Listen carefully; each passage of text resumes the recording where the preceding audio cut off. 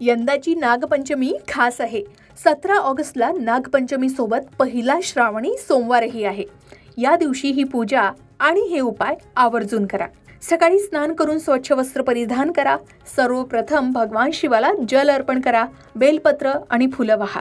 त्यानंतर घराच्या प्रवेशद्वाराची जागा स्वच्छ करून रांगोळीने नागदेवतेचं प्रतीक काढा किंवा देवघरात नागदेवतेची पूजा करा. नागदेवतेला फुलं, अक्षता, धूपदीप आणि नैवेद्य अर्पण करा. या दिवशी ओम नमः शिवाय या शिवपंचाक्षरी मंत्राचा जप करा. सोबतच ओम नागदेवताभ्योम नमः या मंत्राचाही जप करा. शक्य असल्यास नागपंचमीची कथा वाचा आणि आरती करा.